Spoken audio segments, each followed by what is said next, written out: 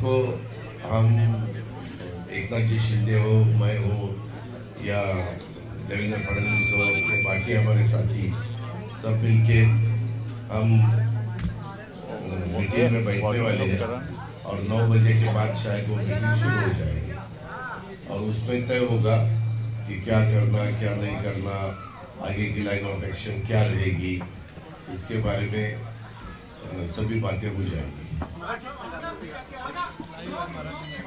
ये लाइन एक मिनिट। आता आज दरवर्षी प्रफुल्ल पटेल साहेब हिवाळी अधिवेशनामध्ये सगळ्या पत्रकार मित्रांना बोलून दुपारी लंचचा कार्यक्रम करतात, सगळे एकत्र बसतात, चर्चा करतात। तशा पद्धतीने आज 1 ते 3:30 अशा प्रकारचा तो कार्यक्रम झाला। तो कार्यक्रम ते घेणार ते मला कळल्यानंतर मला तटकरे साहेबांचा निरोप आला की तुम्ही पण त्याला या, प्रफुल्लबाईंचा पण निरोप होता आणि त्या निमित्तानं मीडियाशी पण आपल्याला बातचीत करता येते। त्या प्रकारे बातचीत केली, मीडियाने पण अनेक प्रश्न विचारले आणि त्याची उत्तर दिली आणि त्याचबरोबर आज एकनाथराव शिंदेजी, मी, देवेंद्रजी आणि आमचे तिन्ही पक्षांचे काही प्रमुख सहकारी असं आम्हाला एकत्र बोलवलेलं आहे। आम्ही एकत्र चर्चा करून उद्याचं एवढी मोठी जबाबदारी महाराष्ट्रातल्या जनतेने महायुतीवर टाकलेली असल्यामुळं आपण पुढचं कशा प्रकारे आपलं मंत्रिमंडळ असलं पाहिजे, किती त्याच्यामध्ये मुख्यमंत्री आणि इतर 2 उपमुख्यमंत्री याबद्दलची सगळ्याची साधक बाधक चर्चा होईल आणि त्या चर्चेमधनं बरंच काही अंतिम स्वरूप त्या सगळ्या गोष्टीला सरकार महाराष्ट्रामध्ये पुनर्स्थापन करण्याच्या दृष्टिकोनातून आम्हाला तिथपर्यंत पोहोचता येईल। तुम्ही अर्थखात्यासाठी आग्रही आहात आणि एकनाथ शिंदे गृहमंत्रीपद मागतात अशी चर्चा आहे। काही चर्चेला काही चर्चा नाहीये।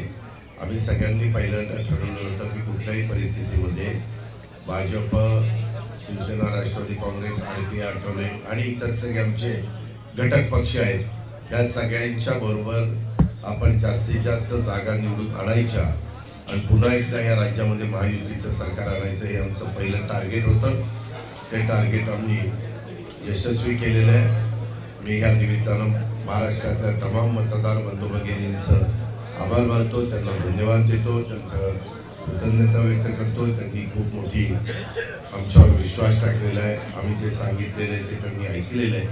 आता जबाबदारी आमच्यावर वाढलेली आहे, त्या जबाबदारीला पात्र ठरण्याच्या करता आम्ही कुठं कमी पडायचं नाही अशा प्रकारचा निश्चय केलेला आहे आणि हा निश्चय करत असताना आता पुढचं एकंदरीत मंत्रिमंडळ कसं असलं पाहिजे, काय असलं पाहिजे, कुठली खाती कुणाकडं, कुठले पालकमंत्रीपद कुणाकडं वगैरे वगैरे ती सगळी काही चर्चा होईल आणि त्याच्यातून पुढचं मंत्रिमंडळ अस्तित्वात येईल। त्याचकरता चर्चा करायला आम्ही इथं आलेलो आहे। ही चर्चा करत असताना तुम्ही जो प्रश्न विचारला, कुणी गृह खातं मागतंय का, कुणी अर्थ खातं मागतंय का, कुणी कोणतं खातं मागतंय का, अशा प्रकारची कुठलीही चर्चा नाही। पहिलं आमच्या सगळ्यांचं टार्गेट होतं महायुतीचं सरकार आणायचं, जास्तीत जास्त आमदार निवडून आणायचे आणि खरोखरीच महाराष्ट्रातल्या जनतेने अक्षरशः विक्रम केला की कधीच महाराष्ट्राच्या निर्मितीनंतर एवढ्या मोठ्या प्रमाणावर विधायक निवडून आलेले नव्हते, एवढ्या मोठ्या संख्येने विधायक निवडून आलेले आहेत आणि त्याच्यामुळे आता पुढची आमची जबाबदारी वाढलेली आहे आणि ती जबाबदारी वाढलेली असताना आम्ही अतिशय खेळीमेळीच्या वातावरणामध्ये ह्या पुढच्या पण खातेवाटप किंवा पालकमंत्रीपद किंवा आणखी इतर ज्या काही गोष्टी असतात, स्पीकर निवड, डेप्युटी स्पीकर निवड, सभापती निवड, उपसभापती निवड, या सगळ्या गोष्टी अतिशय व्यवस्थितपणे आम्ही पार पाडू। सगळा मंत्रिमंडळ याच वेळी पूर्ण होणार आहे की काही मंत्री मागे ठेवले जाणार आहेत? 43 आता भरले जातील की नंतर? त्याबद्दल आता लगेच सांगता येणार नाही, आम्हाला एकदा बसू द्या। तुम्ही तर असं काहीतरी आम्ही ठरवून आल्यासारखं विचारता। पहिल्यांदा आम्ही एकत्र बसतोय, निवडणुकीचा निकाल लागल्यानंतर सरकार बनवण्याच्या दृष्टिकोनातून नवीन जी आप नंतर बसल्यानंतर आम्ही त्याच्याबद्दल ठरवू ना। मी तुम्हाला सांगतोय आम्ही असं आमच्यामध्ये एक वाक्य येत आहे, कुठेही ताणाताणी नाहीये। पण मीडिया मात्र अशा वेगवेगळ्या प्रकारच्या बातम्या पसरवत असताना आम्हाला पाहायला मिळतात. वास्तविक तशा प्रकारची कुठलीही चर्चा आम्ही कुणाशीच केलेली नाही. तुम्ही ईव्हीएमचा उल्लेख केला होता.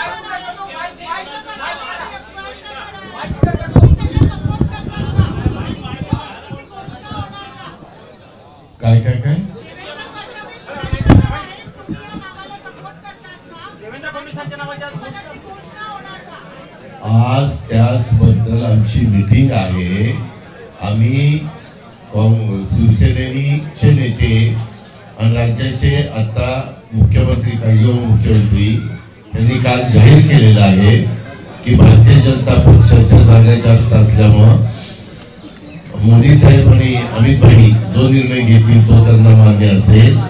त्याच पद्धतीनं राष्ट्रवादी काँग्रेस पार्टीनं तर निकाल लागल्यानंतरच सांगितलं की विधायक आमदारांची संख्या बघता आमदारांची फार मोठी संख्या ही भाजपची निवडून आलेली आहे. त्याच्यावर भाजप आणि त्यांच्या पक्षाचे सगळे नेते जे ठरवतील तो मुख्यमंत्री आम्ही सगळेजण त्याला पाठिंबा देऊ. दादा तुम्ही आता भाषणात ईव्हीएमचा उल्लेख केला. विरोधक कायम आरोप करतायत संध्याकाळी 5 वाजल्यानंतर मतदानाचा टक्का वाढला आणि 76 लाख मतं वाढली आणि निर्मला सीतारामन यांच्या पतीनं देखील त्यावर आक्षेप घेतला असा कुणाच्या पतीनं कुणाच्या कोणी प्रत्येक नागरिकाला संविधानाने त्या बाबतीमध्ये ऑब्जेक्शन घेण्याचा अधिकार दिलेला आहे. मी स्वतः 6 वाजेपर्यंत माझ्या मतदारसंघामध्ये फिरत होतो. यावेळेस काय झालं, सकाळी 7ला मतदान होतं. 7 ते 9 अजिबात मतदान झालं नाही कारण सकाळची वेळ होती, गारठा होता, थंडी असल्यामुळं मतदार सगळं आंघोळ पांघोळ करून मतदानाला यायला उशीर लागला. खरं मतदान 9ला सुरू झालं. 9ला सुरू झाल्यानंतर दुपारी जेवणाची वेळ असते, साधारण ते 2 ते 3 किंवा 1 ते 3ला पुन्हा कमी झालं. मग 3च्या पुढं पुन्हा वेग वाढला. साधारण ज्यांना संध्याकाळी 6च्या आत लाईनीमध्ये उभे राहिले त्या सगळ्यांना आतमध्ये घेण्यात आलं त्या बूथ केंद्रावर आणि आत घेतल्यानंतर त्या सगळ्यांना मतदानच्या चिठ्ठ्या देतात आणि मग 7 वाजू 7:30 वाजू 8 वाजू सगळ्यांना मतदान करता येतं कारण ते 6च्या आत रांगेमध्ये उभे राहिले आणि म्हणून हे संध्याकाळचं मतदान वाढलेलं दिसतं. हे आज नाही, आम्ही अनेक निवडणुका लढतोय. अनेक निवडणुकीमध्ये हेच चित्र पाहायला मिळतं. विशेषतः हिवाळ्याच्या निवडणुका होतात त्यावेळेस हे चित्र पाहायला मिळतं. उन्हाळ्याच्या काळामध्ये लोकसभेच्या निवडणुका झाल्या त्या काळात नव्हतं चित्र कारण सनसेटच 7च्या पुढे होत होता. आता सनसेट होतो 5:30ला. त्याच्यावर आम्ही प्रत्येकाला सांगितलेलं होतं की लाईटची व्यवस्था चांगली करा. कुणालाही मशीन मधले कुठलेही चित्र हे अस्पष्ट दिसतात असं होता कामा नये. याबद्दलची खबरदारी निवडणूक आयोगाने घेतली. शेवटचा एक प्रश्न, भाजप एकाची सत्ता मिळवण्यासाठी प्रयत्नशील आहे. महापालिका निवडणूक अशी चर्चा राजकीय वर्तुळात. या चर्चेला काही अर्थ नाही. या काही पण चर्चा सुरू होत आहेत. आज बऱ्याच अंशी रात्रीची मीटिंग झाल्यानंतर या चर्चेला हे मिळेल. अच्छा एक हिंदी एक पूर्ण विराम त्या ठिकाणी मिळेल. एक दो हिंदी अब हिंदी इनके बाद आप पूछो प्लीज. चुनाव से पहले मायावती के जो पार्टनर्स हैं उनमें सीएम पद को लेकर कोई चर्चा हुई थी या नहीं हुई थी, पहला सवाल. और दूसरा, इस चुनाव के बाद असली और नकली का जो एक बड़ा सवाल था क्या उसका फैसला हो गया? ये देखो, पहले सवाल के बारे में जवाब ऐसा है कि हमने सबने तय किया था कि 288 सीट्स के बारे में हमारे सभी ने कितने सीट वहाँ चुनाव लड़ना चाहिए वो हमने तय किया. तब ऐसा कुछ फाइनल नहीं हुआ था कि इनको बनाएंगे. पहले क्या होता है, ऐसा कभी तय हुआ तो फिर बाद में कुछ गड़बड़ हो जाती है.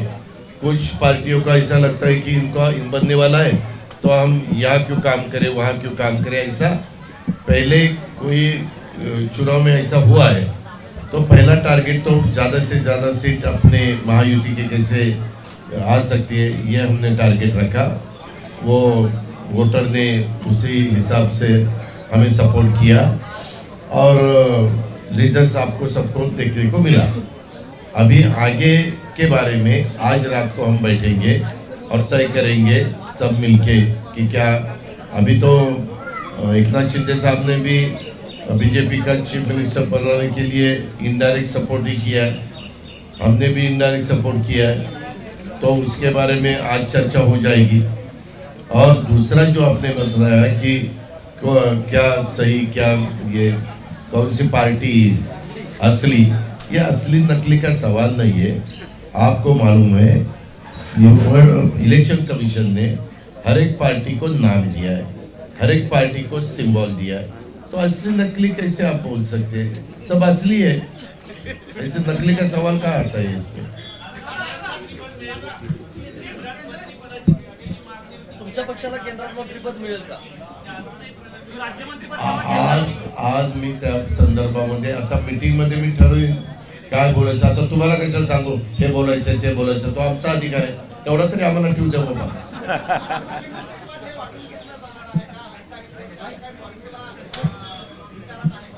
ते एक भाकरी आहे करे यार, अर्धी भाकरी याला दे, चतकुर इकडे दे, चतकुर इकडे आहे काय।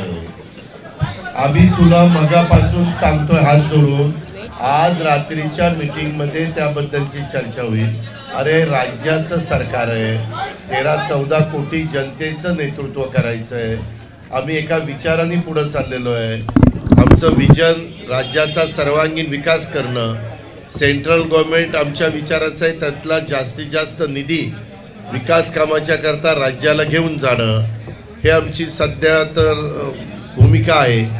आणि हे करत असताना जो काही लोकांना मी आश्वासन दिलेलं आहे, एक तर पूर्वीच्या आमच्या योजना व्यवस्थित कशा चालतील आणि जी आश्वासन दिलेले त्याची पूर्तता कशी होईल, हे आमचं पहिलं टार्गेट आहे। तुम्ही दिल्लीत आलेला आहात, सुप्रीम कोर्टात तुमच्या पक्षाच्या चिन्हाचा आणि नावाचा वाद आहे अजूनही। निवडणूक आयोगाने जे तुम्हाला दिलं त्यावर आक्षेप घेतलाय साहेबांच्या पक्षानं, तर त्यांनी प्रतिज्ञापत्र असं दाखल केलंय की तुम्ही भ्रम निर्माण केला घड्याळ चिन्ह वापरून आणि मग निवडणुका जिंकल्या। त्याच्याबद्दल सुप्रीम कोर्ट काय तो निकाल दिला, आपल्याला दोघांना निकाल द्यायचा अधिकार दिला नाही।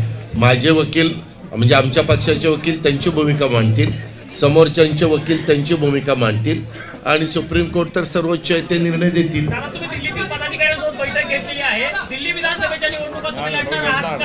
अरे आम्ही सगळ्या तुझ्या पण विरोधात लढणार।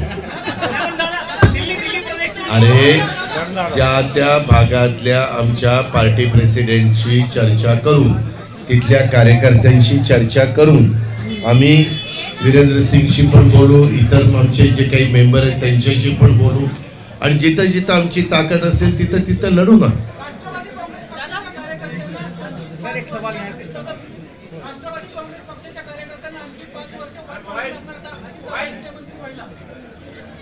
ते मी काही ज्योतिष नाही त्याचा, त्याबद्दल आज रात्री आमची संदर्भातली चर्चा त्या ठिकाणी होईल।